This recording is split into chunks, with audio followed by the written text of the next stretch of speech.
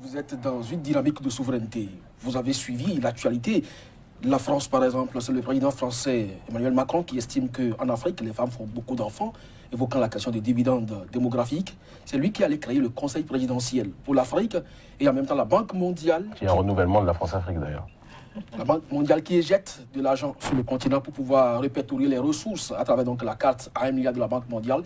Toutes ces informations, vous les avez à votre portée. Qu'est-ce que vous en dites? Bon, déjà, Emmanuel Macron qui conseille aux nôtres de faire moins d'enfants.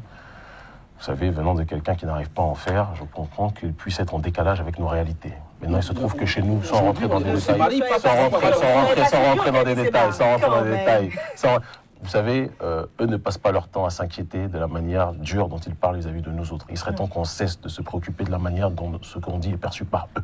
Préoccupons-nous de nos propres intérêts. Monsieur Macron n'a pas à dire aux Africains et aux Africaines comment elles doivent gérer leur foyer. Ce sont les femmes africaines en priorité qui doivent décider. Certaines ne veulent pas faire trop d'enfants, d'autres veulent en faire beaucoup plus. C'est la liberté de la femme africaine de décider. Et ce n'est pas à monsieur Emmanuel Macron et Brigitte Macron, d'accord, de nous dire exactement, objectivement, ce qui est bon pour nous. Dire cela, je termine juste mon propos, s'il vous plaît, puisque vous voulez comprendre le fond de ma pensée.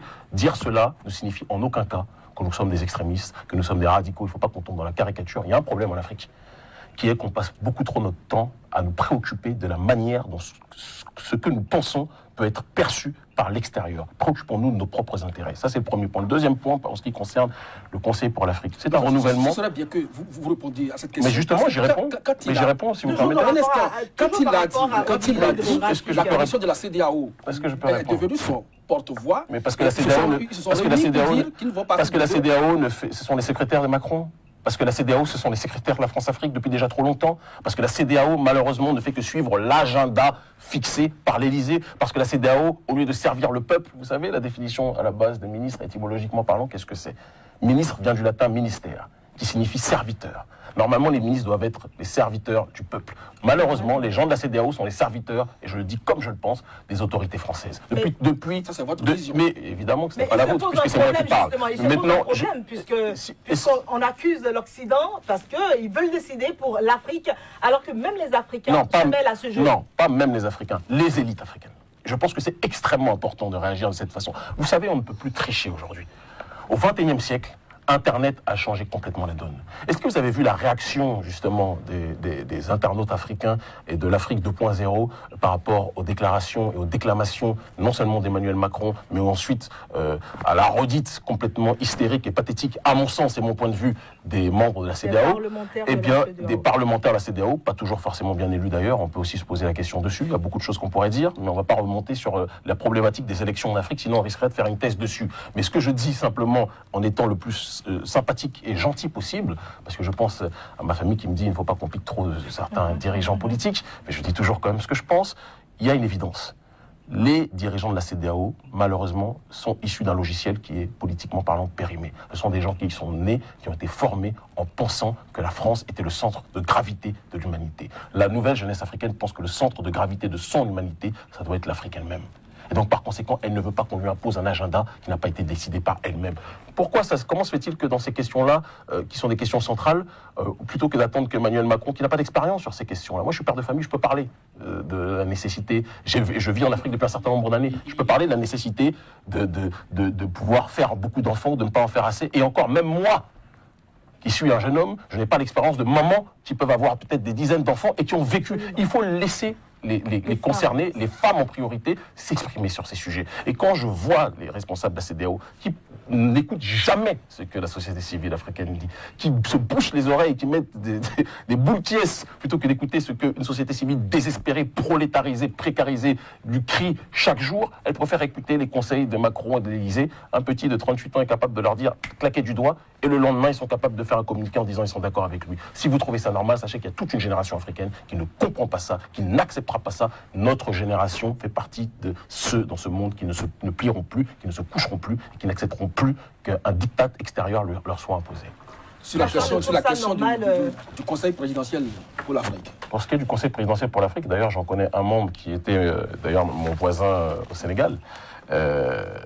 C'est un renouvellement stratégique très esthétique de la France-Afrique apposé à la réalité de la société civile. Macron est quelqu'un qui n'est pas stupide, à défaut de ne pas tout comprendre de l'Afrique. Mais il sait qu'il y a une restructuration du monde politique et de la géopolitique de manière générale. Au XXe siècle, le monde politique était incarcéré entre les mains d'élites, d'accord, dans la sphère politico-électorale de manière générale. Si vous n'étiez pas dans une logique de vous présenter un scrutin, vous ne pouviez pas vous qualifier de politique. Au XXIe siècle, excusez-moi, on constate qu'il y a une restructuration de ce monde politique-là. Zbigniew Brzezinski, l'un des plus grands conseillers américains aux États-Unis et des conseillers des présidents, des successifs présidents aux États-Unis, disait qu'il y aurait cette métamorphose-là et que le XXIe siècle serait le terrain de la société civile. Macron l'a compris. Et c'est pour ça qu'il s'entoure maintenant de membres francophiles, pour ne pas dire francolâtres, adorateurs de la France, qui, dans l'entrepreneuriat, dans la politique, dans la vie sociale, la vie civique de manière générale, peuvent proposer des choses qui peuvent être intéressantes. Il ne faut pas être dans la caricature. Certains sont des éléments brillants dans le domaine qui est le leur, mais qui ont décidé donc de prêter d'une certaine façon, quoi qu'ils puissent en dire, allégeance à un pays qui, dans son système oligarchique, je ne parle pas de la population française, parce que dans la population française, il y a bon nombre de gens qui souffrent, des prolétaires blancs qui souffrent réellement. Mais l'oligarchie française ne changera jamais son attitude vis-à-vis de l'Afrique, parce que l'Afrique est son terrain de jeu, l'Afrique est sa bijouterie, et sans cette Afrique-là, cette France ne pourra plus avancer. Stéphane Sakametou. Alors, moi, je voudrais rebondir sur cette carte-là, à 1 milliard de la Banque mondiale, qui a éjecté en 2014 quand même 2 milliards de dollars, 2 millions de dollars. Et il demande à l'Afrique de trouver 800 autres, donc, pour pouvoir répertorier là où il y a les richesses en Afrique. C'est quand même une injure, quand même. C'est une injure, un manque de respect. Et puis, si on voulait aller plus loin par rapport à ce qui concerne les institutions internationales, quand on sait la manière dont elles se sont créées, donc quand on sait que, comment dirais-je, le moteur de ces institutions internationales qui bien souvent disent nous prêter, qui bien souvent disent nous financer, qui bien souvent disent nous soutenir, alors qu'en réalité, ces institutions internationales ne fonctionnent que parce que nos matières premières ont été pillées et que ceux qui sont à l'intérieur de ces institutions internationales savent pertinemment de quelle manière ces structures ont été créées. Moi, j'arrive à un moment où je me dis que, comme le disait le président Thomas Sankara, ils disent qu'on doit les rembourser, mais ce sont eux-mêmes qui nous ont pillés. Ce sont eux-mêmes, ce sont ces entités-là, ce sont les gens derrière la création de ces structures-là qui nous ont pillés. Mais personne ne dit le contraire. Mais là, encore une fois, dans le on, il faut faire toujours très attention. Le on est globalisant. Votre on, monsieur, je vous le dis, mon frère, avec toute l'affection, je suis heureux de vous retrouver. Je suis heureux de vous voir. J'apprécie votre démarche. Mais le on que vous utilisez, mon frère, est un on globalisant. Certains ont subi, n'ont jamais été d'accord avec cela. Le peuple, tout le monde sait, le monde entier, partout où je vais en Amérique du Sud, je vais en Asie, je vais au Moyen-Orient, je vais en Europe, et ça je vous parle de vécu, tout le monde sait que le peuple africain est toujours mis de côté en ce qui concerne la plupart des décisions. Il y a une élite africaine, et ça je vous rejoins sur ce point-là, qui a accepté, et qui malheureusement continuera à accepter tant que le peuple ne se rebellera pas suffisamment, de manière efficace en tout cas, contre la manière dont les élites se couchent. Trop des nôtres sont dans une logique d'être des co-contractants de l'impérialisme. Personne n'a jamais dit le contraire. C'est pour ça que je vous ai dit tout à l'heure, si vous revenez en arrière, j'ai dit qu'il y a une problématique endogène et exogène par rapport à la manière dont notre peuple souffre. Donc cela voudrait dire que le peuple fait chaque fois l'erreur d'élire la mauvaise personne à la tête de leur pays. Quand je vois la cartographie des présidents africains... Parce que ces élites-là ont été élues quand même par le peuple. Quand je vois la cartographie des présidents africains aujourd'hui, le nombre de personnes qui ont été élues et non pas qui se sont auto-élus, je pense que le nombre de présidents est très réduit. Et l'exemple du Bénin n'est pas un cas général. Et je pense que vous savez exactement de quoi je parle. Mais que vous n'irez pas plus loin dans mon sens parce que vous...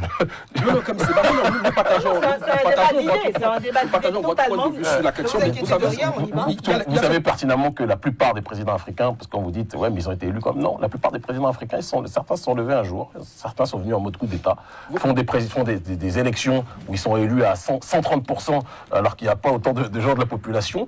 On a l'impression que, objectivement, c'est une planète de Playmobil, que les électeurs n'ont pas d'âme, que nous sommes peut-être des automates, des abrutis, et que ces gens-là sont les rois du monde. Il y a un moment, il faut qu'on dise les choses telles qu'elles sont. Le peuple est brimé. Ceux qui se lèvent sont assassinés. Ceux qui se lèvent sont incarcérés. Mais il y a une nouvelle génération dont nous faisons partie sur le continent ou dans la diaspora qui a décidé de dire que la prison ne sera pas un obstacle suffisant pour nous empêcher de dire ce que nous pensons. Kémy Séba, vous l'avez dit, c'est l'élite africaine qui a péché par sa façon de voir les choses. L'élite africaine, l'élite intellectuelle, politique, Laurent Gbagbo a exprimé à un moment donné que s'il n'a rien à faire dans l'Hexagone, il n'a pas à aller passer les vacances là-bas. Mais aujourd'hui, vous savez là où il dort. Alors, si vous pensez qu'il y a ces élites-là qui veulent quand même affronter... Moi, je n'ai pas dit le contraire, je suis d'ailleurs très proche de la... Ça a toujours échoué. Non, est-ce que ce n'est pas la faute là au peuple? Ce n'est pas vrai. Est-ce que ce n'est pas la faute au peuple? Le peuple n'accompagne pas ces élites, par exemple. Je vous réponds. Allez-y. Merci. vous prêchez un convaincu et un converti depuis déjà très longtemps. Quand vous dites que le peuple a sa responsabilité. Je vous l'ai dit, je crois, à la 5e ou 6e minute de l'émission, je ne sais plus, je n'ai pas le chronogramme, que le peuple doit être dans une démarche de s'autodéterminer et refuser que son destin soit déterminé par d'autres. J'ai été très clair dessus, je ne peux pas être plus explicite. Maintenant, en ce qui concerne nos dirigeants, vous dites, à chaque fois ça a échoué, ce n'est pas vrai. Quand Thomas Sankara tombe, quand on l'enterre, ce sont des graines qui poussent. C'est parce que Sankara est mort que nous sommes vivants aujourd'hui et que nous nous battons. C'est parce que Kadhafi est mort en martyr, malgré tous les désaccords que je peux avoir avec lui sur un certain nombre de points. J'ai eu l'occasion de le rencontrer lorsqu'il était venu rencontrer les leaders de la diaspora africaine et qu'il était venu planter sa tente lors de son dernier séjour en France officiel. Vous savez, toutes ces personnes-là étaient dans une course de relais. Ce combat, ce n'est pas un sprint, c'est une course de fond. Et dans cette course de relais, chacun va jusqu'à la date qui lui est prescrite par l'autorité suprême. Certains vont parler, comme moi, des ancêtres, d'autres vont parler du divin, etc. de manière générale. Là n'est pas le plus important. La réalité est la suivante, mon frère. Tous ont fait le tour qu'il fallait, ou les tours qu'il fallait. Maintenant, c'est notre tour. Et nous disons, en ce XXIe siècle, que si des dirigeants ont le courage de nous accompagner, tant mieux. S'ils n'ont pas le courage de nous accompagner, tant pis, il se passera sur le continent africain ce qui s'est passé de manière civique partout dans le monde dès lors que les élites se bouchaient les oreilles face au peuple. C'est ce que je dis et je suis très clair dessus. C'est justement peut-être à ce niveau-là que d'aucuns disent qu'on ne vous comprend pas parce qu'aujourd'hui, il y a Macky Sall par exemple sur la question de la souveraineté du franc CFA qui estime que si la voie proprement est tracée sans aucune intention politique, eh bien, ils peuvent l'emprunter. Dans le cas contraire, il vaut mieux rester dans l'espace. Mais vous savez pourquoi Macky Sall dit ça? Parce que Macky Sall est pieds, mains liés, peut-être même jusqu'au caleçon, je ne vais pas rentrer jusqu'à ce détail-là, je ne l'ai pas vu, avec la France. Quand on parle des APE qui sont financés structurellement de fonds, exactement, qui sont financés de A à Z par la France, Macky Sall a besoin, se lève en pensant à la France, dort en pensant à la France, mange le tchèp en pensant à la France. Ça, c'est une réalité. C'est sénégalais. Exactement. Et dès lors qu'on lui dit, et encore, c'est sénégalais, il y a des repas qui sont issus de la colonisation, ce n'était pas les repas typiques d'ailleurs du Sénégal, si on veut rentrer dans le détail. Mais je ne veux pas faire un cours d'histoire sur l'art culinaire, même si l'art culinaire, lui aussi, est politique. Mais on y reviendra, et Sankara le disait, contrôlons ce qu'il y a dans nos assiettes, parce que c'est politique, comme quoi ça l'est un minimum. Mais maintenant, juste pour revenir sur ce qu'on dit. Macky Sall, Ouattara, et des tas d'autres dirigeants africains, même ceux qui seraient enclins à écouter peut-être un débat qui en réalité n'a pas lieu d'être, parce que, je le dis, je le répète, la question du franc CFA a été réglée avant ma naissance. Monsieur Pouemi, dans son livre sur le franc CFA, sur la nécessité de sortir du franc CFA, avait donné toutes les bases. Muammar al-Kadhafi, quand il crée la monnaie, sa monnaie unique, son projet de monnaie unique qui était le dinar or, et Wikileaks a sorti les câbles révélant que Sarkozy et que Hillary Clinton, dès lors qu'ils ont vu qu'il avait trouvé la solution et l'alternative au franc CFA, ils se sont tous dit que ça va être un danger pour tout le monde, il faut l'assassiner. Oudin Pio a été assassiné parce qu'il voulait sortir de cela. Tout le monde sait qu'il faut sortir du CFA. Mais certains n'ont pas intérêt à quitter cette plantation parce que de un, c'est une question de vie ou de mort et tout le monde n'est pas prêt à mourir pour cela, même si on va tous mourir, mais certains ne sont pas prêts à mourir de manière courageuse. Et de l'autre, certains touchent un certain nombre de perdièmes aussi. C'est des choses qu'on ne dit pas assez. De cette plantation, il y a des matons dans cette prison. Moi, j'ai fait de la prison. J'ai été mis en prison toujours pour mes idées politiques. De cette plantation, et dans chaque prison, il y a des gardiens de prison. Certains sont gentils, d'autres pas.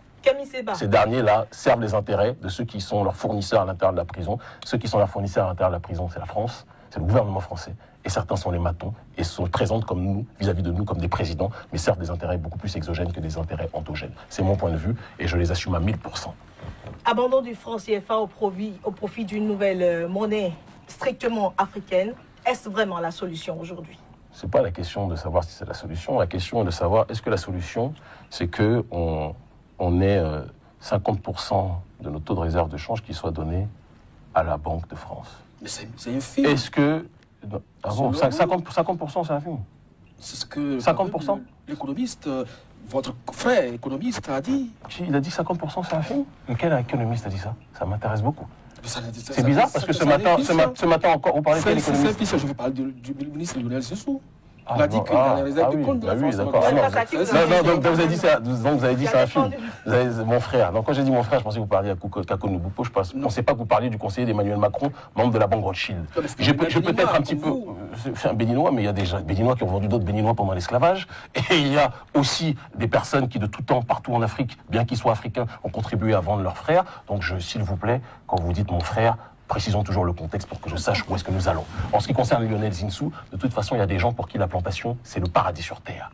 Il y en a qui trouvent un certain nombre. Il y en a qui adorent cette plantation parce ils mangent grassement le matin, le midi et le soir en matant ceux qui sont dans le champ de canne. Il ne s'est pas empêché de venir quand même au Bénin servir. Cela voudra dire qu'il a déjà un amour pour l'Afrique. Il sert avec qui? Le gouvernement du Bénin. Il sert avec qui? Qui a proposé M. Zinsou au président Yahya Boni? Vous ne voulez pas revenir dessus, mais moi je suis prêt à revenir.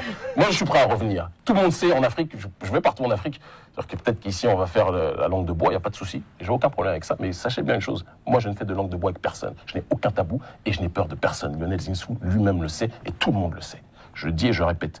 Vous dites qu'il est venu servir son pays. Moi, je sais qu'il a été conseillé par la France auprès de Yahya Boni. Ça, c'est la réalité, c'est la vérité de Kémy Séba. Et c'est la vérité qui est considérée comme telle par beaucoup de personnes. Un pays qui n'a pas de ressources, c'est qui a dit ça? C'est la France. Et parce que la France a dit qu'il n'y a pas de ressources, donc on croit ce que dit la France. Moi, je suis dans ce pays depuis, je suis revenu depuis 3 semaines. Ce pays regorge de ressources exceptionnelles. Les ressources humaines de ce pays sont exceptionnelles. Et même si on commence à forer le sol, je suis convaincu qu'on va trouver un certain nombre de choses qui dépassent l'entendement. La seule chose que je suivez pas l'information, parce que le président élu actuel a dit que c'est un désert de compétences. Vous n'avez pas l'information? Non, il avait dit ça au départ et je pense qu'il s'en est mordu les doigts après. Parce qu'il a connu une bronca. Il a connu une bronca de la jeunesse africaine. Mais la preuve après, c'est que dans toutes les déclarations que M. Talon a tenues, par la suite, il y a eu des prises de position sur le terrain du panafricanisme qui étaient très intéressantes. La seule chose sur laquelle on a un désaccord structurel de fond, c'est sur la sortie du franc CFA, parce que M. Talon, sur ce terrain-là, comme la plupart des présidents, pour l'instant, à mon sens, manque de courage politique. Mais je suis convaincu qu'il changera d'avis tôt ou tard, parce que c'est quelqu'un d'intelligent. Alors, Kémy Séba, revenons à ma question sur le projet d'une nouvelle monnaie strictement africaine. Je pense que la monnaie unique, c'est un projet des pères fondateurs. C'est pas Kémy Séba qui l'a inventé. C'est pas nous autres autour de cette table qui l'avons inventé. Tout le monde l'a toujours dit. Tous les présidents qui avaient fait preuve de courage l'ont dit. On en payé pour la plupart les conséquences. Sankara le disait. Lumumba congolais, qui n'était pas dans la zone franc, le disait aussi. Kwame Nkrumah, qui était dans la zone anglophone, le disait aussi. D'accord. Kadhafi, récemment, l'a dit aussi. Et dans les conditions que Kadhafi avait trouvées en étant dans une démarche de créer une banque centrale qui s'appuierait cette fois-ci sur la valeur or, d'accord, et non plus en étant dans une logique de taux de fixité avec la France, on serait beaucoup plus capable de s'en sortir politiquement, économiquement, qu'en étant dans la situation actuelle du franc CFA. Si cette solution n'était pas crédible, pourquoi il a été assassiné? Pourquoi les câbles de Wikileaks révélés par Julian Assange prouvent que dès que la France a vu cela et que les États-Unis ont vu cela, ils ont vu un grand danger. C'est-à-dire que le monde entier voit la solution de sortie de la servitude de l'Afrique, sauf les dirigeants africains eux-mêmes. Moi, j'encourage les dirigeants africains eux-mêmes, s'il vous plaît, à regarder de manière plus lucide les choses telles qu'elles sont et de comprendre qu'aucun peuple ne peut se développer s'il ne contrôle pas sa propre économie. Et dans votre démarche, en attendant que vous ne reveniez sur cette question, dans votre démarche, est-ce que vous ne vous sentez pas un peu, je ne dirais pas très provocateur, pour ne pas dire trop? Mais il faut qu'il y ait des gens qui provoquent. Parce que quand on ne provoque pas le débat, vous avez cité des noms, c'est des martyrs aujourd'hui. Vous ne craignez pas ce niveau-là? Vous savez, on m'a mis en prison 3 fois. Je suis ressorti plus fort. On m'a assigné à résidence 1 an, semi-assigné à résidence. Je devais pointer 4 fois au commissariat de ma ville parce que les autorités françaises n'étaient pas d'accord avec mes discours politiques. Je suis ressorti plus fort. Je suis surveillé partout où je vais. Je suis toujours très fort. Je suis issu d'un peuple qui ne peut pas plier. Je suis issu d'une génération qui en a marre de mendier. Nous voulons nous autodéterminer. Je ne crains rien. La seule chose que je crains, c'est que l'Afrique ne soit pas à la hauteur de son destin. Ça, c'est notre réalité politique. Et ce que je dis est partagé par bon nombre de gens, peut-être même y compris parmi les gens autour de ce plateau. Pourquoi pas? Alors, Kémy Séba, on a parlé tout au long de cette émission, jusque-là en tout cas, des élites de l'Afrique. Nous avons parlé du dividende. Vous remarquerez que ça change, parce que la plupart du temps, ceux qui ne connaissent pas notre discours nous accusent de nous attaquer la plupart du temps à l'impérialisme français. Mais nous disons que les premiers responsables sont des responsables endogènes. Il y a un adage qui dit qu'une civilisation n'est détruite par l'extérieur que si elle est rongée de l'intérieur. Le verre est dans le fruit, ouais, comme on le dit. Et le verre se donne peut-être Zinsou, entre autres. Mais ça, c'est une autre question. Et donc, on a parlé donc de dividendes démographiques, et bien avec la complicité également de nos parlementaires de la CEDEAO. Par exemple, on a parlé de cette carte-là, de répertorier les richesses en Afrique. Vous avez le cas de la RDC, par exemple. La RDC, quand on vous met la carte pour identifier les sources de richesse, c'est-à-dire les ressources naturelles et autres, tout clignote, d'accord? Parce que c'est la terre la plus riche, parce que c'est le cœur du continent africain. Mais on se rend compte également qu'en RDC, la population est pauvre. Pourquoi? On se demande pourquoi. Et les ressources naturelles sont pillées. Malheureusement, il n'y a même pas les besoins fondamentaux qui sont satisfaits par rapport à ces populations-là. Nous avons également le cas du Conseil présidentiel. Ne pensez-vous pas que ça arrange beaucoup de gens, cette situation? Malheureusement, je vais en arriver là. Les élites congolaises, les élites occidentales, les élites occidentales, les élites congolaises. Les élites congolaises font semblant de ne pas comprendre qu'on les accuse alors qu'elles sont évidemment responsables. Il y a d'ailleurs un scandale récent. J'ai appris que les élections vont être déplacées au Congo, en RDC, en 2018, alors qu'ils devaient déjà avoir quitté le pouvoir depuis. On a vraiment l'impression d'être dans une planète de gorilles quand je vois le comportement de monsieur, et c'est mon point de vue, de monsieur Kabila. Mais je vais aller un peu plus loin dans la réflexion. Le Congo, les gens ont compris que quand on veut paralyser un corps, on met dans le coma et on blesse le cœur.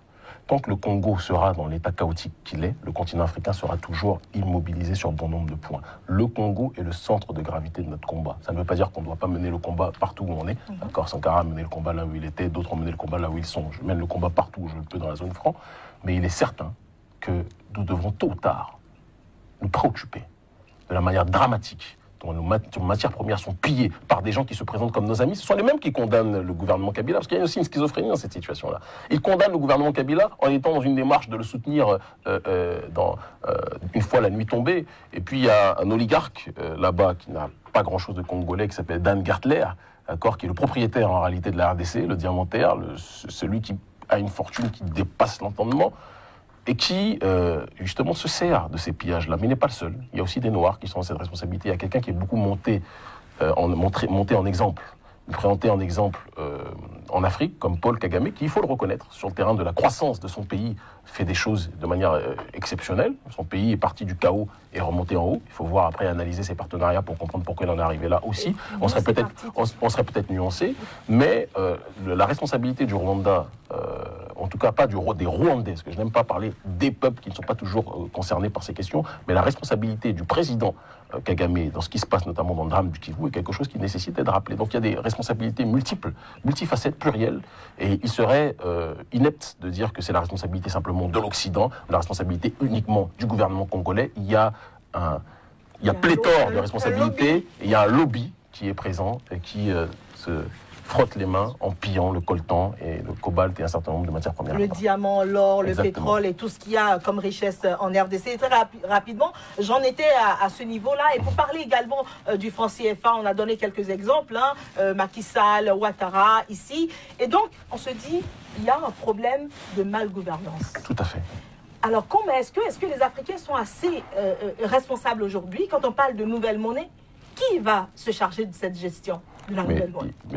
On ne peut pas compter sur nos dirigeants. Quand vous dites qu'il y a malgouvernance, c'est que déjà la malgouvernance est inhérente au système politique dans lequel nous vivons. C'est-à-dire qu'il y a un système politique qui nous a été imposé durant la période de colonisation, que nous avons malheureusement répété quand la prétendue décolonisation est arrivée, et qui a fait qu'on était dans un système d'aliénation politique. On nous parle bien souvent de gauche, de droite. La plupart des gens qui sont politiques dans nos pays ne comprennent même pas la différence entre les deux bords. Certains se revendiquent de gauche alors qu'ils sont complètement ultralibéraux. Certains se revendiquent dans le socialisme alors qu'ils sont dans l'ultralibéralisme dérégulé. Donc il y a toujours une schizophrénie sur ce terrain-là. Et au-delà de ça, je veux dire que de manière intrinsèque, le système politique dans sa manière de faire aujourd'hui n'a jamais été appliqué à nos réalités endogènes. De telle sorte que quand on parle de malgouvernance, le ver était dans le fruit depuis le départ. Et aujourd'hui, si on veut lutter contre cette malgouvernance, il faut qu'il y ait des élites qui soient, comment dirais-je, le miroir, le reflet de cette société civile. Et cela signifie que la société civile doit elle aussi beaucoup plus prendre ses responsabilités. Et c'est là où notre ONG Urgence panafricaniste reprend son rôle plus que jamais. Nous sommes dans une dynamique de dire que la démocratie directe doit être une priorité dans l'état d'esprit des membres des sociétés civiles du continent africain. Ça, c'est pas quelque chose qui est du domaine de la fantasmagorie, c'est être dans une logique de comprendre que quand il y a un certain nombre de blocages qui se font sur bon nombre de décisions, la société civile doit être capable de donner de la voix. C'est ce qui s'est passé sur bon nombre de points. Et je prends le simple exemple du franc CFA, même si je ne veux pas qu'on fasse de la monolatrie en restant uniquement sur cette thématique, parce que les problématiques de l'Afrique sont globales, je l'ai toujours dit. Il a fallu attendre 2017, c'est dans les années 40 que le franc CFA a été créé. Il a fallu attendre 2017 pour que le franc CFA devienne le sujet, je dis bien le sujet prioritaire politique, de société, considérée comme telle, est interviewé par un journal américain, Bloomberg, il y a quelques semaines, à ce sujet, c'est considéré comme tel par le monde entier. Parce que la société civile africaine, dans tous les pays d'Afrique de la zone franc, ont été capables de donner de la voix et se faire entendre sur ces questions-là. Non pas parce qu'il y a une adoration ou une fascination pour la monnaie ou un fétichisme de la monnaie, mais parce que parler de la monnaie est une porte d'entrée pour parler des problématiques beaucoup plus globales par la suite. Alors, donc la société civile a sa responsabilité, a sa capacité à agir, et dès lors qu'elle sera capable d'être dans cette démarche-là, je peux vous assurer que tôt ou tard, les élites ressembleront à cette société civile-là. Et peut-être même que ces élites que vous voyez aujourd'hui vont tôt ou tard se déliter, d'accord, et celles qui seront au pouvoir d'une façon ou d'une autre seront comme Podemos en Espagne. Podemos en Espagne est un mouvement de la société civile. Aujourd'hui, ils ont des représentants au Parlement, et dans bon nombre de pays aujourd'hui du monde, c'est quelque chose qui est en train de se dérouler. Pourquoi ce qui se passe ailleurs ne se passerait pas chez nous? C'est quelque chose sur lequel on est en train de penser. Justement, ça va se passer chez nous lorsqu'on va continuer par recevoir le financement de l'extérieur. Est-ce que vous pensez que véritablement on est démarqué de la réalité qu'ils vont nous imposer? Mais c'est ça le problème, quand vous dites accepter le financement de l'extérieur. Moi, j'ai toujours dit que main qui donne, main qui dirige. C'est quelque chose qui est évident. Ouais. Et dans mon deuxième ouvrage, Black Nihilism, je dis que il y a un moment, j'ai un chapitre qui s'appelle NGO War, c'est en anglais, donc la guerre des ONG. Et je dis que vous ne pouvez pas être dans une démarche d'autodétermination si vous êtes déterminé financièrement par quelqu'un d'extérieur. Et c'est pour ça que, contrairement à une tentative de diabolisation qui avait été dite, j'ai entendu des tas de choses. Parce que moi, comme je voyage beaucoup dans les pays du tiers-monde, ou dans les nations révolutionnaires, j'ai été au Venezuela, j'ai été reçu par les autorités vénézuéliennes, j'ai été au Moyen-Orient, en Iran, j'ai été reçu par l'ancien président, M. Mahmoud Ahmadinejad, j'irai tôt ou tard en Russie, d'accord, j'irai tôt ou tard en Chine. Et dans ces pays-là, dès lors que vous vous rapprochez de ces pays-là, les gens disent « Ah, Kémy, s'il va là-bas, c'est que... » Non, je ne vais pas recevoir des financements, je veux prendre des expériences politiques. Mais je dis toujours, et c'est pour ça que notre mouvement est moins riche que beaucoup d'autres, mais qu'en même temps, il est mieux situé que beaucoup d'autres aussi, j'ai dit, je préfère qu'on prenne le temps et qu'on soit dans une démarche de se financer avec des forces endogènes. Et c'est pour ça que cette année, on a reçu le soutien pour effectuer toutes nos mobilisations sur ces questions relatives à la souveraineté de bon nombre de footballeurs, des gens comme Nicolas Nelka, des gens comme Dembaba, des gens comme Ricardo et Jacques Fati, d'accord, des gens comme les frères Saha et compagnie. Et il y a bon nombre de gens qui sont dans cette logique-là. Nous sommes dans une optique de compter sur les forces endogènes, qui peuvent être diasporiques ou continentales, mais qui sont dans une optique de nous soutenir réellement, parce que ce sont eux aussi des fils et des filles du pays. Faudrait-il... Oui, si tu le permets rapidement, il y a des mouvements de jeunesse également dans beaucoup de pays africains. Qui sont financés par l'extérieur. Qui mènent ces genres de lutte, comme vous, panafricanistes, mais voilà, vous dites qu'ils sont financés de l'extérieur, ça veut dire que la lutte n'est pas conjointe. Mais il n'y a pas une synergie de manière factuelle, il peut pas. Et encore, je relativise. Vous savez, j'ai été, lorsque j'étais incarcéré au Sénégal, à mon procès, des membres de Y'en a marre sont venus. Et pourtant, Y'en a marre, c'est pas moi, c'est eux et nous. On a eu mal à partir sur un bon nombre de points. J'ai toujours reproché à Y'en a marre le fait d'être proche de certaines ONG comme OSIWA, Open Society de Georges Soros. On a des désaccords méthodologiques et des désaccords même de finalité, je pense, sur un bon nombre de points. Mais le geste qui a été le leur de venir nous soutenir était un geste fort, malgré les désaccords, et ça montre qu'il y a une synergie qui est très possible, malgré un certain nombre de désaccords méthodologiques. On a eu des gens de Filimbi qui nous ont contactés, qui nous ont écrit, et qui ont dit certains ont dit qu'ils étaient admiratifs du combat politique pour la souveraineté africaine que nous menions. Preuve en est que les désaccords de méthodologie ne peuvent empêcher l'unité quand cette unité est nécessaire et vitale. On est dans cette optique-là aujourd'hui, et je pense qu'il ne faut pas qu'on soit dans cette logique de toujours voir ce qui nous sépare. Je pense qu'il faut beaucoup plus voir ce qui nous unit. Alors, Kémy Séba, faudrait-il aujourd'hui confier l'émission d'une nouvelle monnaie à des dirigeants africains qu'on sait déjà assez dictateurs pour la plupart, et des dirigeants qui ne cherchent qu'à contrôler leur peuple? Est-ce que ce n'est pas un danger de plus? Vous savez, je vais vous dire les choses, et je ne vais pas vous dire toute ma stratégie de A à Z, mais on va dire que je vais vous la dire de A, peut-être jusqu'à V ou W. Les dirigeants africains, pour la plupart, là encore une fois, il ne faut pas être dans l'essentialisme. Je différencie la situation au Bénin de la situation au Congo-Brazzaville, par exemple. Il faut être objectif. Même s'ils peuvent être tous les deux, les dirigeants, en désaccord avec ce qu'on dit sur la question du franc CFA. Mais il y a des nuances de compréhension sur bon nombre de points.